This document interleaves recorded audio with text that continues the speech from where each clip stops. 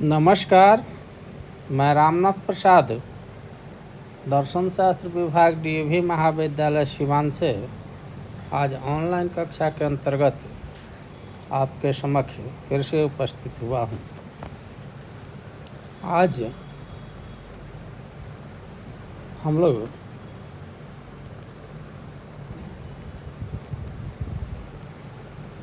तर्क वाक्यों के एक विशेष प्रकार के वर्गीकरण और उनके सिंप्लीफिकेशन या सिंबलाइजेशन पर विचार करेंगे। इसे four fold classification of propositions भी कहा जाता है। तो हम लोग बढ़ते हैं अपने विषय की तरफ।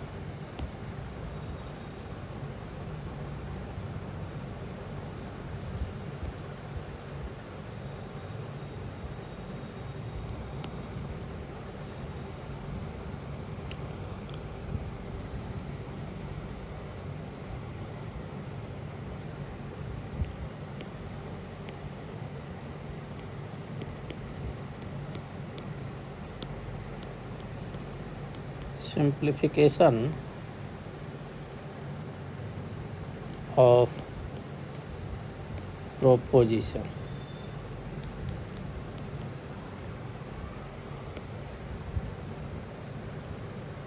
इसमें हम लोग तर्क वाक्यों के सिंबलाइजेशन के बारे में बात करेंगे। इसको four fold classification of proposition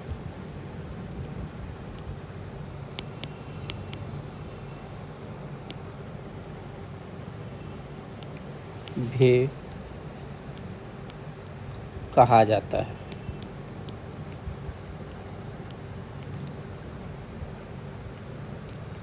पिछले वर्गों में हम लोगों ने देखा था कि कंपोजिशन के आधार पर, उनके संबंध के आधार पर, विधि के आधार पर, अर्थ के आधार पर, गुण के आधार पर और परिमाण के आधार पर तर्क वाक्यों का वर्गीकरण किया जाता है। इनमें गुण,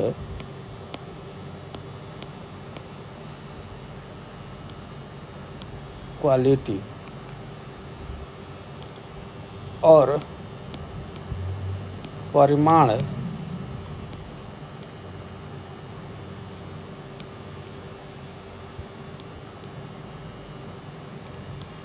क्वांटिटी के आधार पर वर्गीकरण तर्कशास्त्र में ज़्यादा महत्व रखता है।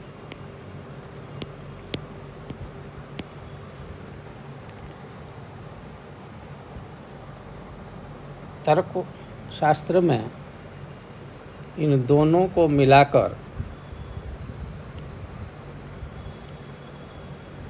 तर्क वाक्यों का वर्गीकरण किया जाता है, क्योंकि जब भी हम कोई तर्क वाक्य बोलते हैं या लिखते हैं तो उस तर्क वाक्य में हम या तो उद्देश्य के संदर्भ में किसी वस्तु को विधेय को स्वीकार करते हैं या अस्वीकार करते हैं। साथ ही साथ उद्देश्य के एक राशि के संदर्भ में, एक परिमाण के संदर्भ में हम इसे स्वीकार या अस्वीकार करते हैं। तो ऐसी स्थिति में हम देखते हैं कि गुण और परिमाण एक ही साथ किसी भी तर्क वाक्य में पाए जाते हैं। इसलिए तर्क वाक्यों का जब वर्गीकरण किया जाता है तो गुण और परिमाण दोनों ही दृष्टियों से एक साथ मिलाकर तर्क वाक्य को देखा जाता है। हम लोगों ने देखा था कि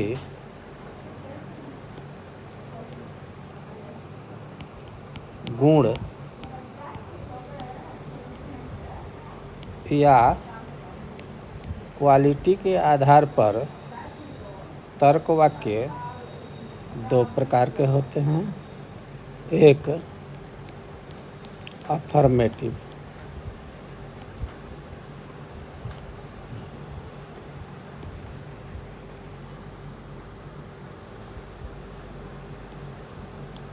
प्रोपोजिशन या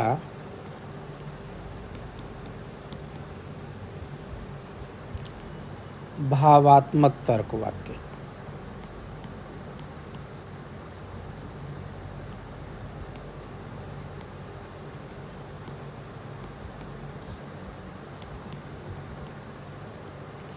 और दूसरा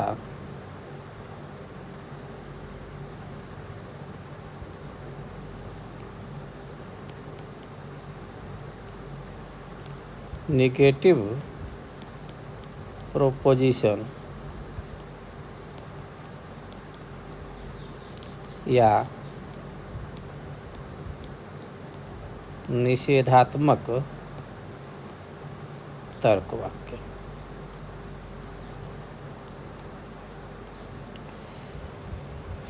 इसी तरह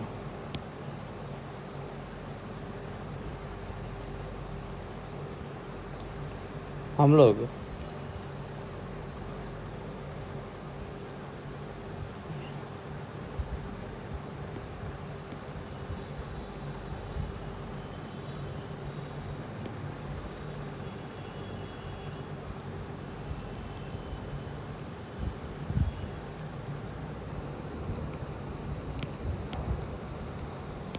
क्वांटिटी के आधार पर देखते हैं कि तर्क वाक्य दो प्रकार के होते हैं।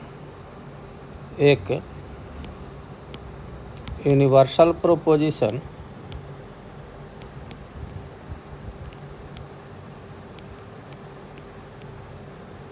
सर्वव्यापी तर्क वाक्य।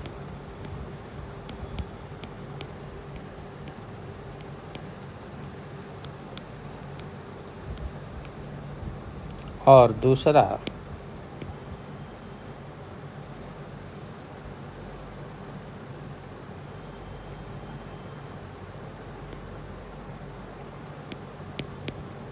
अंशव्यापी तर्क वाक्य या पर्टिकुलर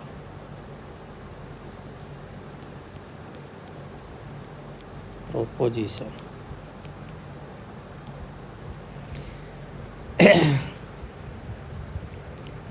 इसमें हम लोगों ने देखा था कि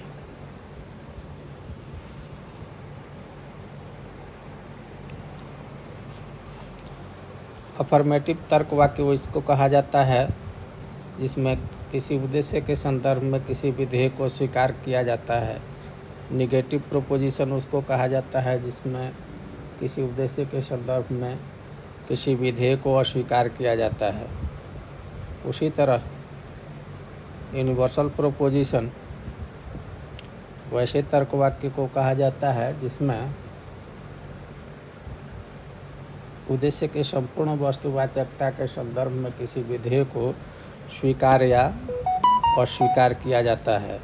अंशव्यापी तर्क वाक्य या पर्टिकुलर प्रोपोजिशन उसको कहा जाता है जिसमें किसी उद्देश्य के वस्तुवाचकता के एक भाग के रूप में या एक अंश के संदर्भ में हम किसी विधेय को स्वीकार या अस्वीकार कर लेते हैं। जैसा कि हम लोगों ने चर्चा की, किसी भी वाक्य में गुण और परिमाण दोनों पाए जाते हैं, इसलिए इन दोनों को मिलाकर गुण और परिमाण दोनों ही आधारों पर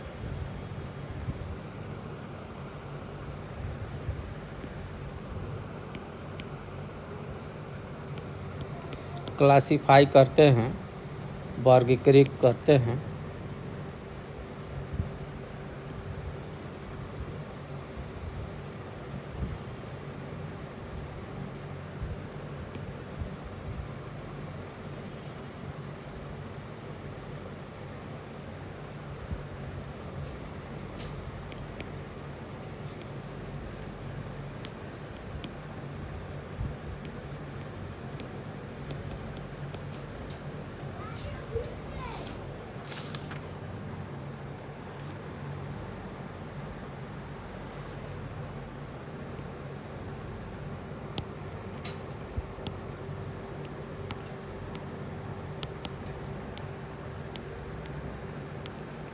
क्वालिटी और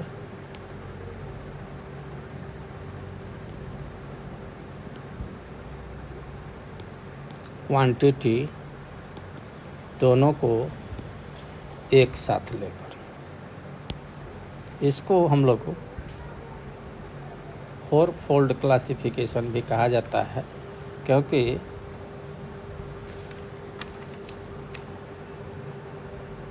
इसमें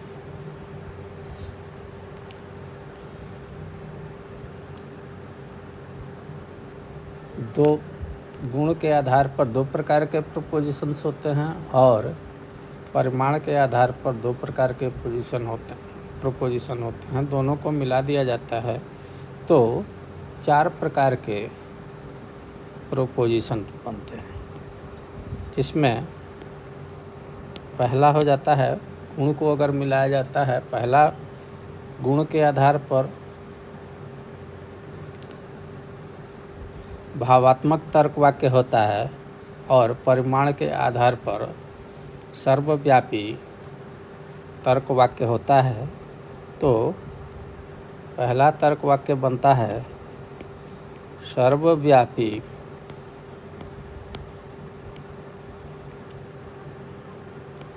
भावात्मक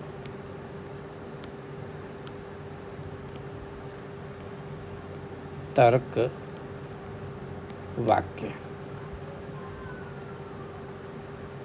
इसको अंग्रेजी में हम लोग कहते हैं यूनिवर्सल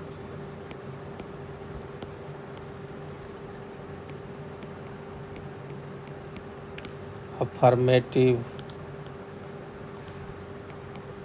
प्रोपोजिशन।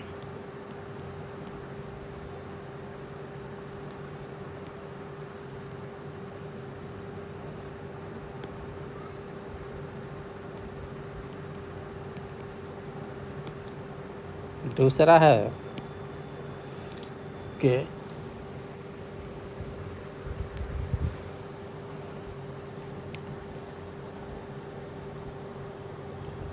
सर्वव्यापी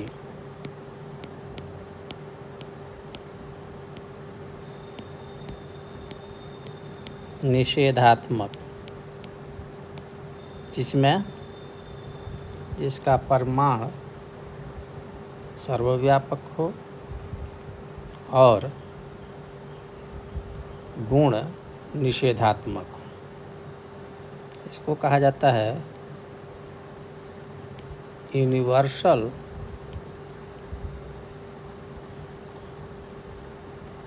नेगेटिव प्रोपोजिशन।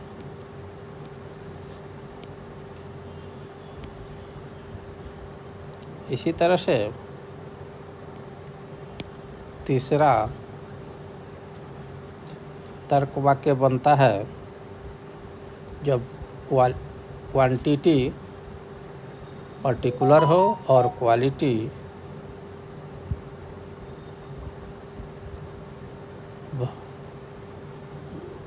अफर्मेटिव हो या भावात्मक हो। तो ऐसी स्थिति में तर्क वाक्य बनता है अंशव्यापी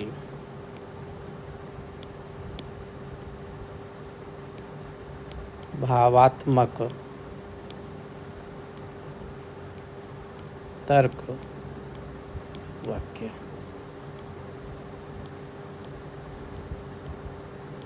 पर्टिकुलर अफर्मेटिव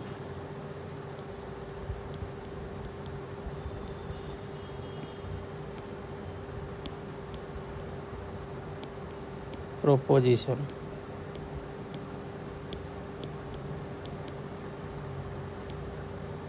और चौथा बनता है अंशव्यापी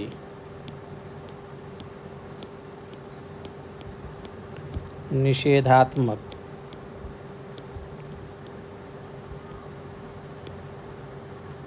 तर्क वाक्य।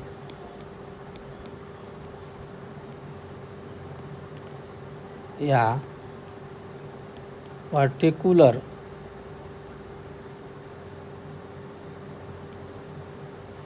अफर्मेटिव, हम अफर्मेटिव संक्षेप में लिख देते हैं और प्रोपोजिशंस को भी संक्षेप में लिख देते हैं। इस तरह हम देखते हैं कि ये 4 प्रकार के तर्क वाक्य बन रहे हैं।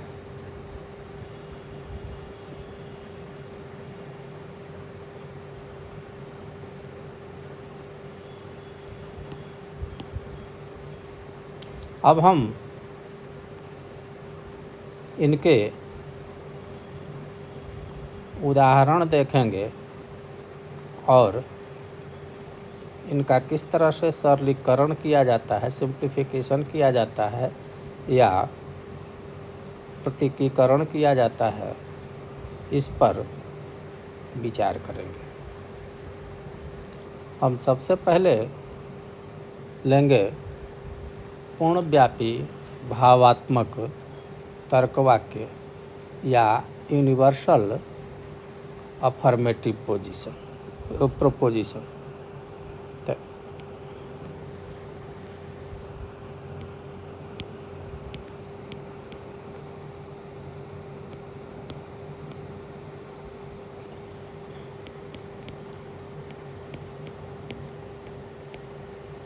Universal affirmative proposition.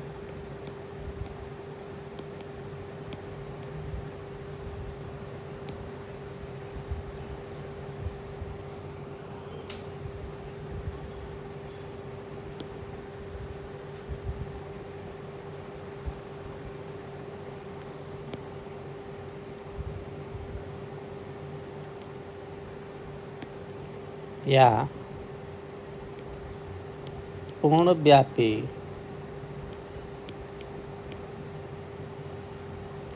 या सर्वव्यापी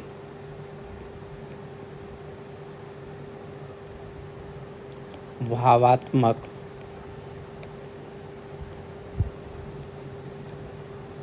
तर्क वाक्य।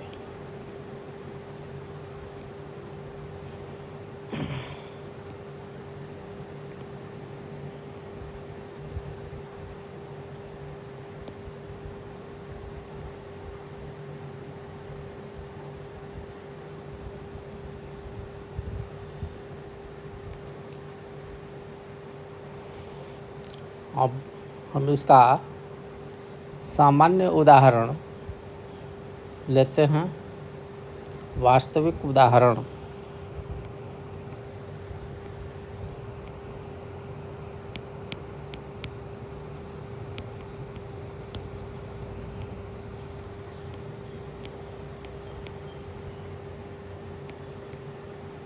इसका पूर्णव्यापी भावात्मक तर्क वाक्य का उदाहरण ऐसा उदाहरण होगा जिसमें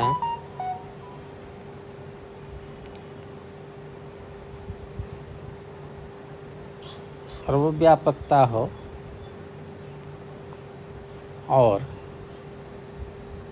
वह वाक्य भावात्मक हो। तो इसका जैसा कि हम लोगों ने देखा था कि पूर्णव्यापी भावात्मक वाक्य में ऑल एस इज पी होता है, अर्थात हम देखते हैं इसका उदाहरण हो गया ऑल मेन आर मॉर्टल।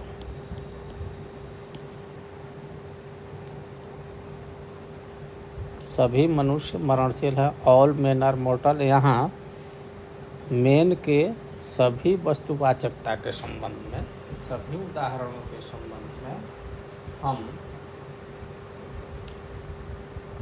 मॉर्टल विधेय को स्वीकार कर रहे हैं, अर्थात यह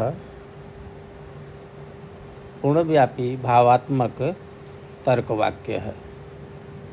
इसको सांकेतिक रूप में हम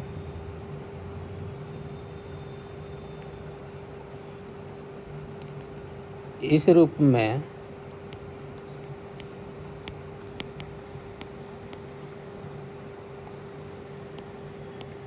लिख सकते हैं,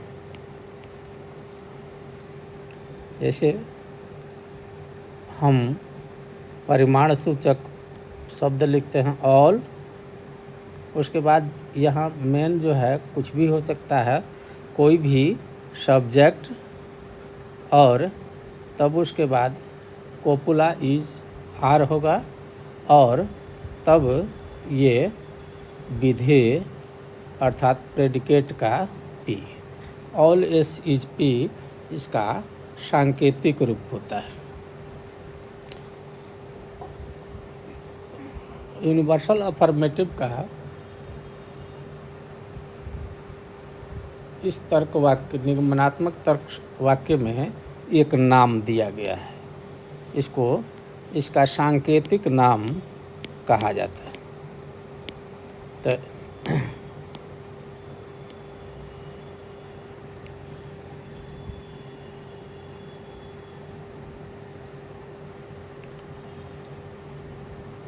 सांकेतिक नाम, जैसे कोई भी अगर तर्क वाक्य अगर ऑल एस इज पी के फॉर्म में है, जैसे all men are mortal, all men are rational, all men are animals, तो हम इसको ऑल एस इज पी के रूप में लिखते हैं और इसको याद रखने के लिए एक नाम दे देते हैं ए।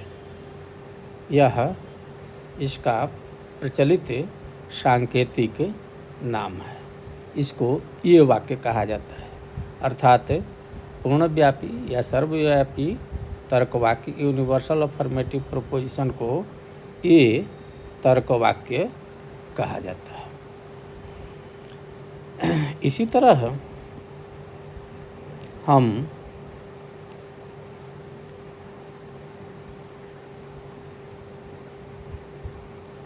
यूनिवर्सल निगेटिव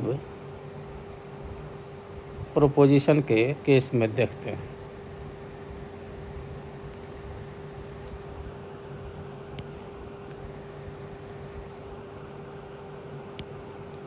यूनिवर्सल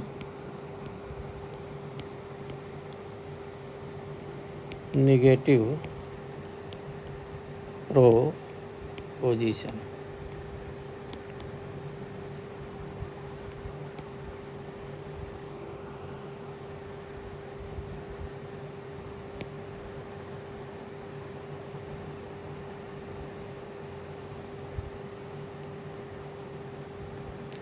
या सर्वव्यापी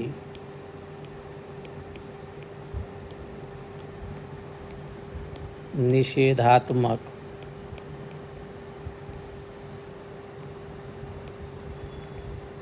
तर्क वाक्य।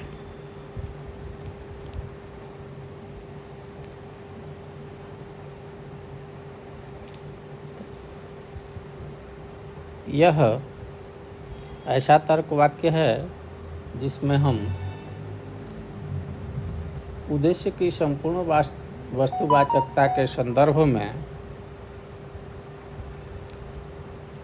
विधेय को अस्वीकार करते हैं।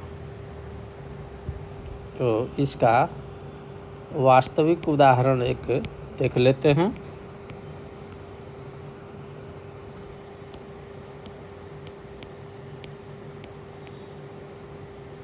इसका वास्तविक उदाहरण है नो men आर परफेक्ट। कोई भी मनुष्य पूर्ण नहीं है। यह सही बात है। तो ये होता है, इसमें नो लगा देने से मतलब संपूर्णता का बोध होता है। माने कोई भी नहीं, माने एक भी नहीं, यानी कि सभी परफेक्ट। तो नो सब्जेक्ट आर और प्रेडिकेट, ऐसा। तो इसका हो जाता है सांकेतिक उदाहरण के रूप में। अगर इसको व्यक्त करना होगा तो हम इसे इस रूप में लिखेंगे। नो मैन के जगह पर कोई दूसरा शब्द भी हो सकता है, अर्थात कोई भी सब्जेक्ट, उसके बाद एक संयोजक आर और उसके बाद predicate no S are P. इसका सांकेतिक उदाहरण है। इसका सांकेतिक नाम है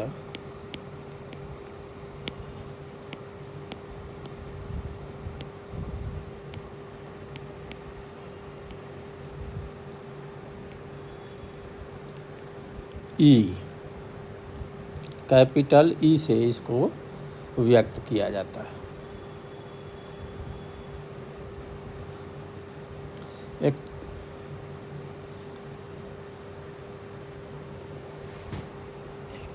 एक्चुअली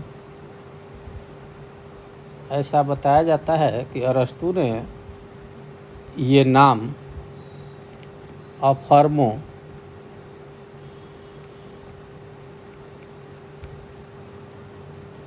और नीगो से लिया जाता है। अफर्मो माने स्वीकार करना, नीगो माने अस्वीकार करना। तो अफर्मो का ए ले लिया यूनिवर्सल अफर्मेटिव के लिए, और आई ले लिया पर्टिकुलर अफर्मेटिव के लिए, और नेगो का NEGO नेगोशिएशन का ई को यूनिवर्सल नेगेटिव के लिए और ओ को पर्टिकुलर नेगेटिव के लिए उन्होंने नाम रखा। और उसी परंपरा का अनुसरण करते हुए आज भी तर्कशास्त्री AEI और O नाम देते हैं। अब तीसरा तर्क वाक्य जो बनता है वह है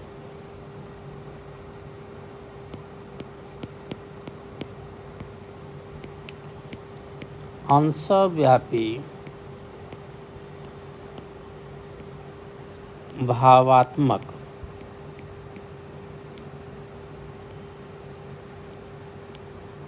तर्क वाक्य। पर्टिकुलर अफर्मेटिव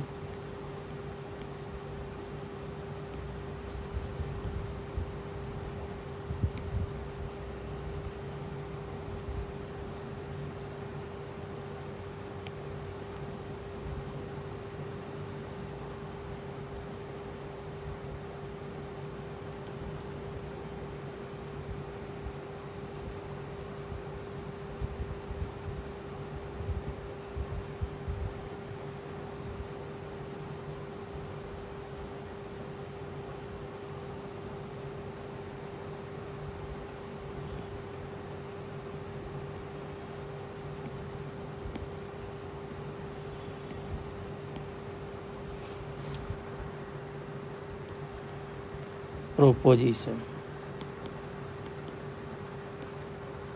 अंशव्यापी भावात्मक तर्क वाक्य। इसका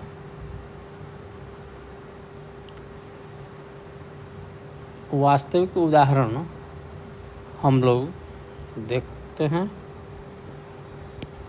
इसका वास्तविक उदाहरण है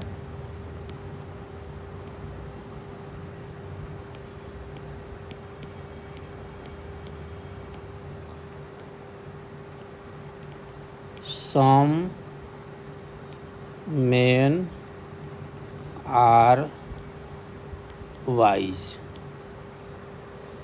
सब में 99% आता है। तो यहाँ हम देखते हैं कि इसका आरंभ होता है सम से, उसके बाद सब्जेक्ट मैन या कोई और शब्द हो सकता है, उसके बाद संयोजक और उसके बाद प्रेडिकेट। तो इसको सांकेतिक रूप से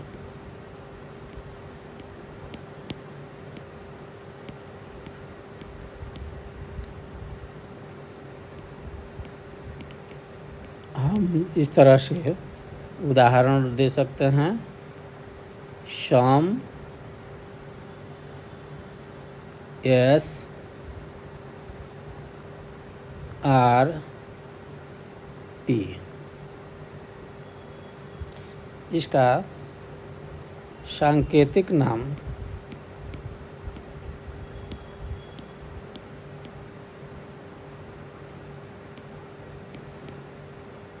है आई।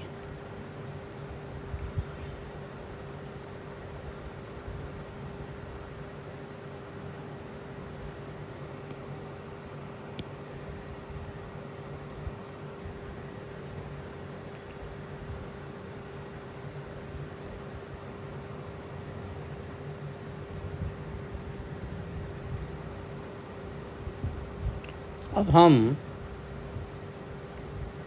चौथे प्रकार के तर्क वाक्य को देखते हैं।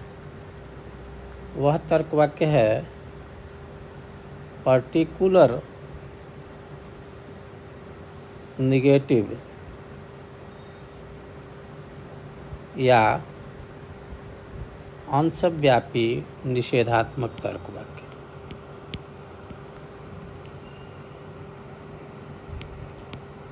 अंशव्यापी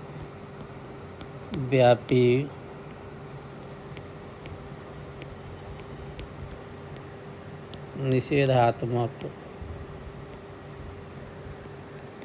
तर्क वाक्य।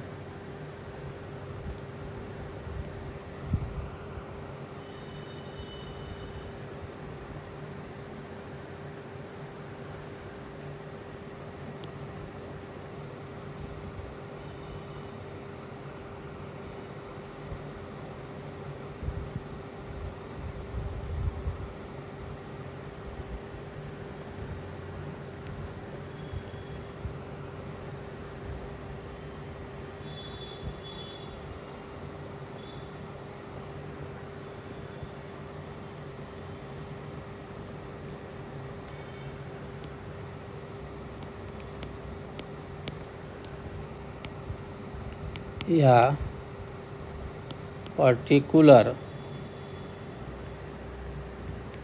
Negative proposition. इसका वास्तविक उदाहरण है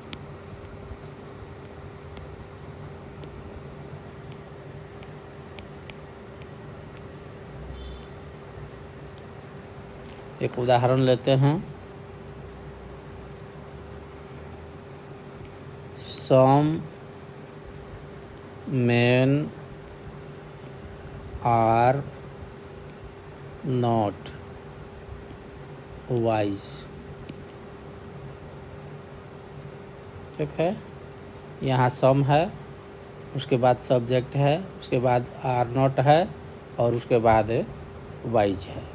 तो इसका सांकेतिक उदाहरण हो जाएगा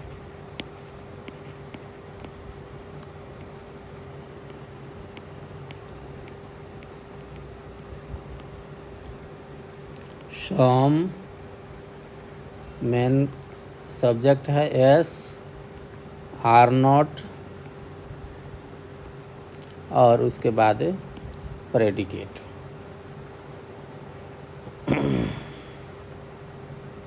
इसका सांकेतिक नाम होता है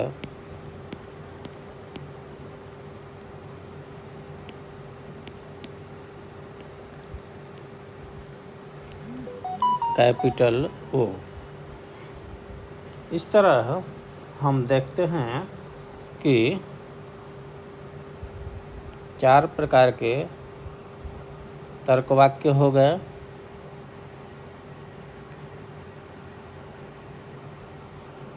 एक सर्वव्यापी भावात्मक तर्कवाक्य, दूसरा सर्वव्यापी निषेधात्मक तर्कवाक्य और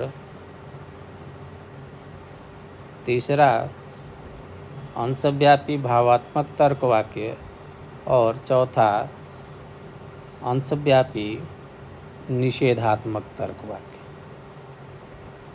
इन चारों का नाम हो गया, जैसे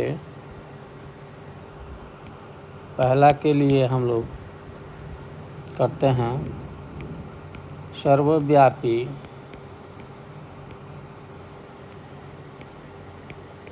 भावात्मक तर्कवाक्य।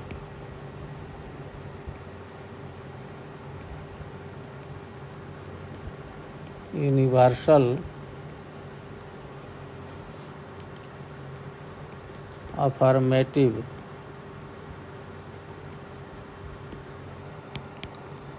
प्रोपोजिशन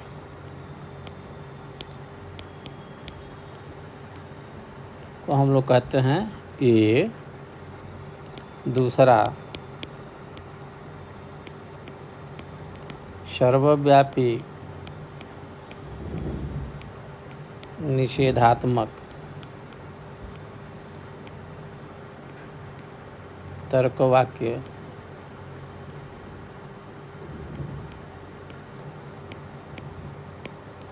यूनिवर्सल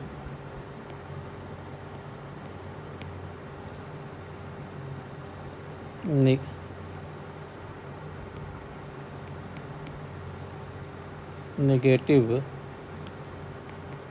प्रोपोजिशन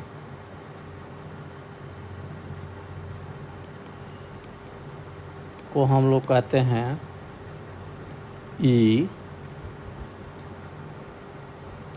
तीसरा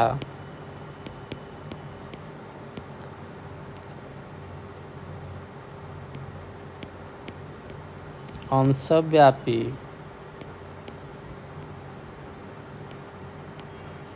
भावात्मक तर्कवाक्य को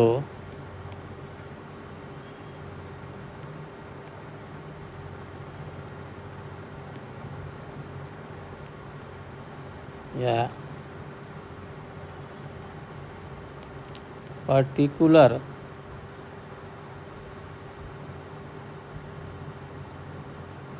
अफर्मेटिव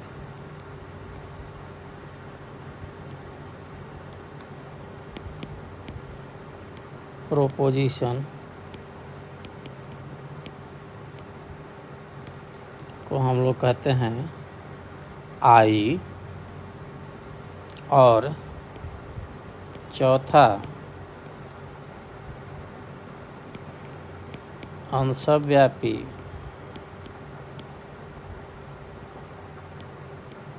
निषेधात्मक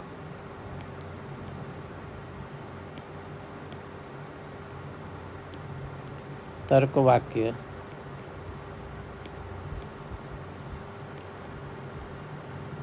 पर्टिकुलर नेगेटिव प्रोपोजिशन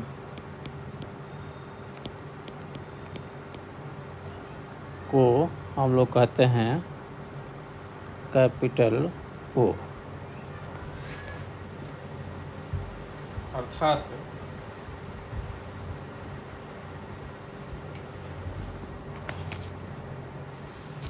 यहाँ हमें 4 तरह के तर्क वाक्य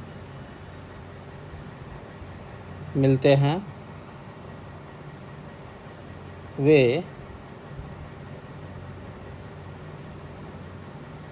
चार तर्क वाक्य हैं यूनिवर्सल अफर्मेटिव या सर्वव्यापी भावात्मक तर्क वाक्य, सर्वव्यापी निषेधात्मक तर्क वाक्य, अंशव्यापी भावात्मक तर्क वाक्य और अंशव्यापी निषेधात्मक तर्क वाक्य। ये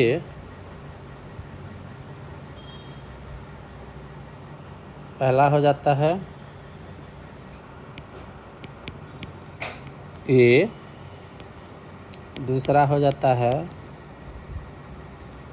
ई, तीसरा हो जाता है आई और चौथा हो जाता है ओ। अर्थात ए, ई, आई और ओ। ए का सांकेतिक रूप है, ए का फॉर्मेट है ऑल, एस इज, पी। ई का फॉर्म है, रूप है नो, एस इज, पी। आई का रूप है सम, एस इज, पी और ओ का फॉर्म है सम, एस इज नॉट या आर नॉट, नॉट पी। इस तरह हम देखते हैं कि ये 4 तर्क वाक्य ए, ई, आई और ओ हमें प्राप्त होता है। इसी को हम लोग 4 फोल्ड क्लासिफिकेशन या सिंप्लीफिकेशन ऑफ प्रोपोजिशंस कहते हैं। यह तर्कशास्त्र में बहुत ही महत्वपूर्ण स्थान रखता है। अब हम लोग अगले व्याख्यान में इन्हीं के आलोक में व्याकरण के वाक्यों को तर्क वाक्य में बदलने की विधि पर विचार करेंगे, जिन्हें हम लोग कहते हैं लॉजिकल फॉर्म में लाना या लॉजिकल फॉर्म बनाना।